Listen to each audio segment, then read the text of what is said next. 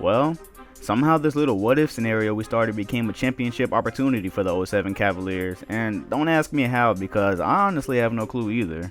After we set the rules that Cleveland will be dropped into the year 2016 for the scenario, we pretty much all assumed there was less than a 1% chance they'd actually be able to win because, well, Golden State. And that might have been true because they were getting killed by them in the regular season. Yet, very ironically, we ended up with the 2007 rematch of Cleveland and San Antonio instead. Now, I know, last time these two met in the finals, we pretty much got one of the worst finals ever. The 2007 finals were one of the, if not the least viewed finals in NBA history. Why? Well, pretty much because of the basis of this what-if scenario. The Cavs simply didn't have the roster to keep it competitive. Not only was there no help for LeBron, but, well, quite honestly, LeBron wasn't any help either. His overall stat line of 22 points a game, 7 rebounds, and 6 assists was impressive, but he only shot 35%. So to make a long story short, the Spurs put the clamps on his entire team. I mean, if it's any consolation, the Cavs did manage to lose games 3 and 4 by only 3 points, but if you were around back then, you remember that before social media was showcasing how great Spurs basketball was, people were writing them off as boring, so nobody bothered to even show up for the series. But enough about how much of a drag that series was, because this one would not be a repeat of history.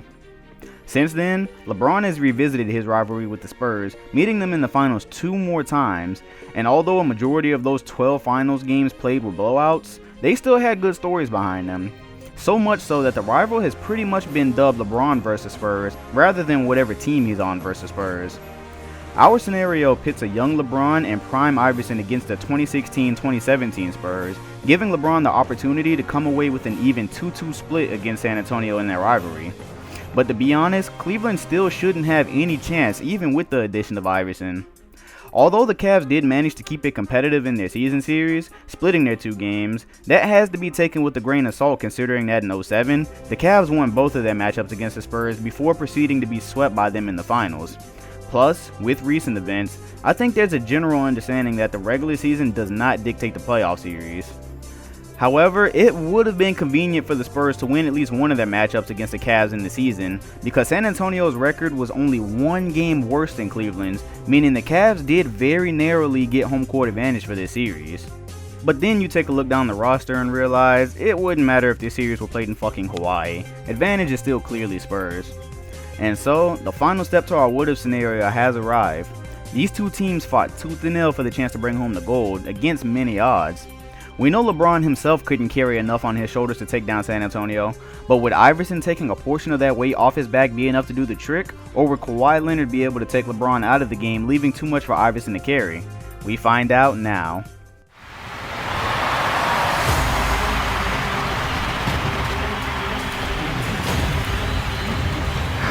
An almost unthinkable storyline has unfolded in this NBA Finals.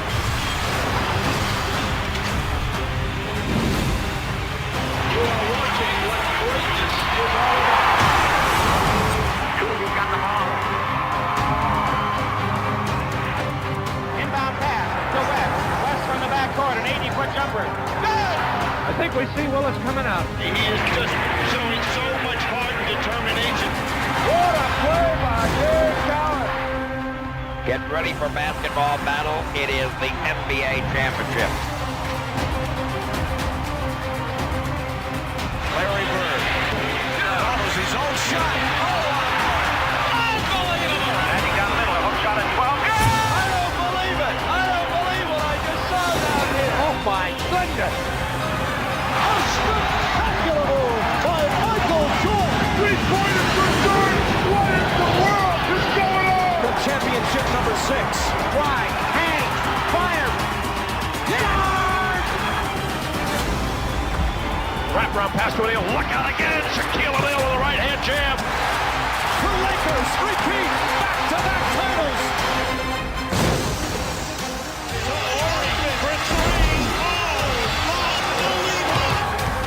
The Miami Heat, they've done it. Out to Allen. His three-pointer. It's over.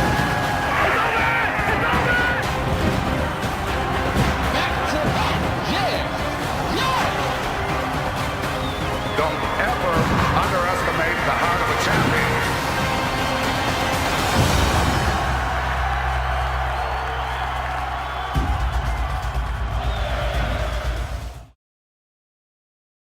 After much build-up and anticipation, the series gets underway in Cleveland, their one glimmer of hope being that they had home court advantage in case the series went the distance. The Spurs, however, are out to prove that they're a team full of composed veterans, and stealing a game on the road would pose no problem to them. For the Cavs, the goal is simple: protect this house with their lives. Being that there were at least 3 clear mismatches on the floor at any time, they would need to cherish any advantage they could get. With those factors being understood, the first tip commences. From the start, it's extremely clear what Popovich is drawing up: play to your strengths. The Spurs have the unique luxury of playing 2 post players that can shoot the ball, one of which can also pass like a guard at times, so they choose to play through them. Putting either Gasol or Aldridge in a pick and roll situation creates mass problems for the Cavs defense, particularly the fact that they both fade on a lot of the picks, dragging Ilgauskas or Gooden out of the paint and leaving it open for a layup, or leaving one of them open for jumpers, which they calmly knock down. If any of the Cavs perimeter players try to help on the picks, Parker is able to dish a Green or Leonard, who are proficient at the 3-ball. The Cavs, however, are able to have some success as they've had throughout the year, playing through the tandem of James and Iverson. But even with that, it's only good enough to leave the first quarter trailing by 4, and then the Spurs turn up the heat.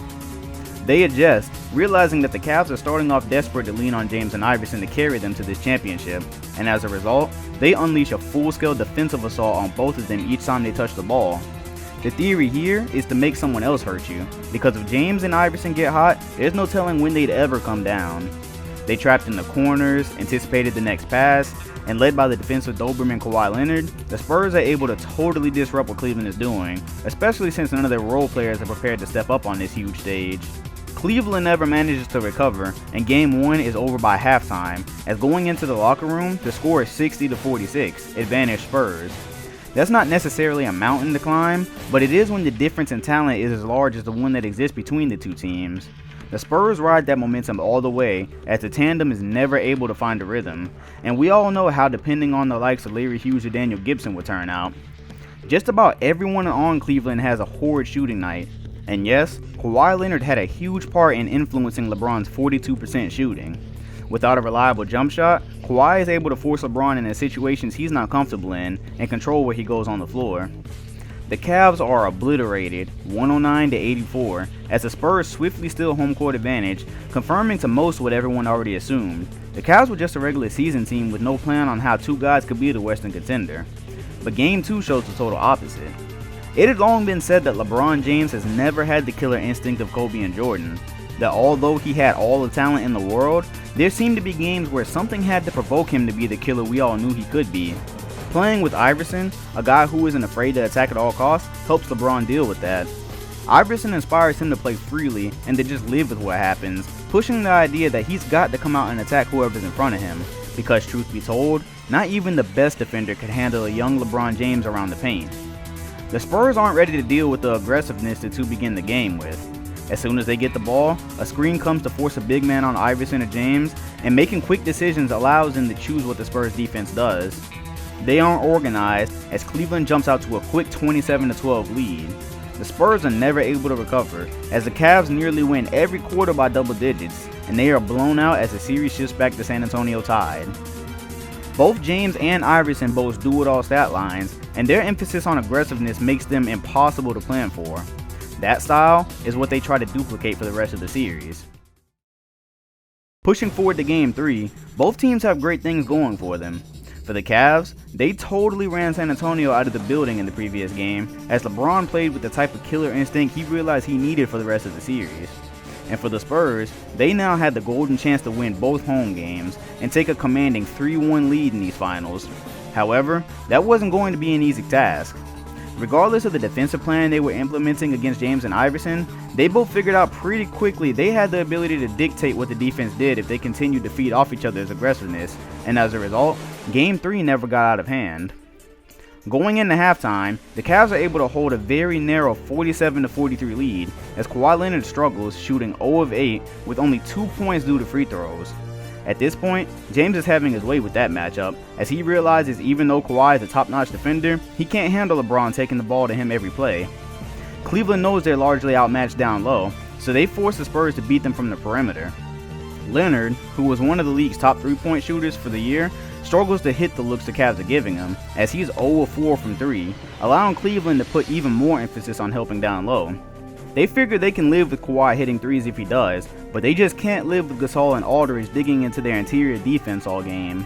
But finally, Kawhi starts turning it around as most stars do. Popovich gets him grounded during the half and focused on attacking from mid-range and inside the paint, making sure not to bail the D out by taking threes, because in that way, he's playing into their hands. He scores the first 7 points coming out of halftime and feels a run from San Antonio. His surge allows San Antonio to reach the fourth with a 1-point lead. Kawhi's newfound aggressiveness is contagious and opens up the floor for Gasol. He's able to score 9 points in the fourth and continues to dominate the boards with 12 rebounds. Still, the game comes down to the final seconds. With 35 seconds left, the Spurs lead by 3, and it's the Cavs' possession. Cleveland didn't face very many last-second scenarios during the regular season, given that virtually none of the games were close. But between James and Iverson, the general consensus is that whoever has the best look takes the final shot. Kawhi Leonard plays near perfect defense on LeBron, making it difficult for him to get a decent look for any type of bucket, especially a quick one. Luckily, Iverson comes off a screen that creates some space. The shot goes up and just barely misses, as Gasol pulls down his 17th board of the night. The rest of the game turns into free throws for the Spurs, as they just barely outlast the Cavs to take a 2-1 lead. Going into Game 4, Cleveland is already considered to have their backs against the wall. Going down 3-1 to San Antonio is all the same as losing at this point, and even coming out with the win, they still have a way to go in this series. For the Spurs, it was simple business as usual. They'd already accomplished the harder parts of stealing one in Cleveland and initially protecting the home court advantage they'd stolen. Regardless of what had happened to this point, one thing was clear: the team with the most support from its role players was going to come out victorious. The first half of this game is competitive, both teams fighting tooth and nail, as Game 4 is absolutely pivotal for both sides. James and Iverson again come out with a strong showing, and finally, a Cavs role player shows up. Larry Hughes is the unlikely hero, scoring 13 first half points, which is close to his average in the game for the year. This adds a new dimension to the Spurs' problems, as another consistent threat aside James and Iverson would become overwhelming. Due to that boost, the Cavs enter the half up by 6, as they're in a great position to take this back to Cleveland tied. But again, things fall apart. The Spurs start the second half on a 10-0 run, led by Kawhi Leonard, who has emerged as the clear leader of the team since Parker, Ginobili, and Duncan have all aged. He plays both sides of the ball aggressively, meaning he's scoring and challenging the Cavs stars on the other end, as they outscored the Cavs 26-17 in the third, taking a 6-point lead into the fourth. Unfortunately for Cleveland, they never do manage to recover from that punch to the mouth. San Antonio stays strong, winning Game 4 by 11, effectively ending the series as far as most people are concerned. The Cavs' long run had seemingly finally come to an end, as not much had seemed to change since a decade ago. The Spurs were still leaps and bounds better as an overall team, as they could consistently count on contributions from other supporting casts around their stars. Now, all they had to do was finish it in 5, and even if they didn't do it then, they still had a 6th game at home. But LeBron and Iverson weren't going down that easy. Inside the LeBron-Iverson tag team was more than just talent. There was a massive will to win. How else would these guys have dragged the mediocre rosters they did to the finals so many years ago? They put their minds together to remember that there was a time when they had to face situations like the ones they were now in alone. There was no other star for Iverson to turn to in 2001 when he had to put up 48 just to squeeze out one win against the Lakers.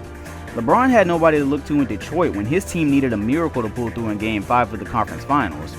With their combined talents, they believed that they could do the impossible and come back from this deficit, but they were the only ones. Back in Cleveland for Game 5, the expectation was that the Cavs would come out of the locker room defeated, overwhelmed by this mountain they had to climb. Instead, they jumped out to a quick 29-21 lead in the first, giving themselves some cushion as LeBron not only scored, but was unusually aggressive on the defensive side, forcing turnovers. However, realizing the opportunity in front of them, the Spurs again came out of the locker room from halftime high, scoring 32 points in the third quarter and taking a 3-point lead into what looked to be the final quarter of the Cavs' dream season. With the season on the line, the Cavs got strong contributions all around. Ilgauskas gets big on the board, Hughes knocks down 3 of 4 3-pointers, and it's enough to get the game tied with the clock winding down in the fourth. Tied 92-92, LeBron takes personal responsibility in making sure that Cleveland would either live or die by him, as he's already played a magnificent defensive game, tallying a career-high 6 steals. Staring down Leonard just as he had once done in 2013, he steps back with the time winding down and knocks down what would turn out to be the game-winning jumper.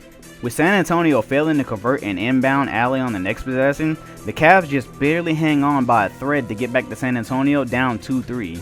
For some, Cleveland's close call signaled that there was no way they'd win the 6th game in San Antonio. It was easy to feel that way too, but what people didn't account for was that this was the Cavs' Game 7, whereas the Spurs still had a lot of cushion to lean on whether they tried to or not. That would prove costly, as the Cavs would go into San Antonio and absolutely dominate. Only the first quarter was close, but unfortunately, San Antonio had lost control of the LeBron and Iverson situation. The Spurs had the edge all series because they'd been able to somewhat contain at least one of them at a time, but when the two exploded at the same time, the Spurs couldn't keep up, and they lost Game 6 on their home floor by 19 points. As mentioned earlier, during the regular season, the Cavaliers had beaten the Spurs record by 1 game, giving them home court advantage for this series. After being down 3-1, the fact that they had secured it by the hair on their chins could have made all the difference in this final and 7th game, in which Cleveland now had all of the momentum. As is the case with most Game 7, everyone would have to step up and play their roles, not just the stars who, of course, would still need to have the games of their lives. The Cavs were now 48 minutes away from doing the impossible, defeating one of the better rosters in history with one of the more mediocre ones and coming back from a 3-1 deficit while doing it. This would be an amazing feat if they could pull it off. As Game 7 gets underway, the energy in the building is incredible, but the vetted Spurs aren't rattled in the least. Despite the energy, they come out of the gates hot, not wanting to fall behind as they had in Game 6. The Cavs are unable to ever take the lead in the first half, as it is largely a game of trading buckets, and the Spurs are able to hang on to their narrow 3-point lead they exited the first quarter with. However, the huge positive for the Cavs in the first half is that everyone on the roster understands the urgency, and they're performing to the best of their ability.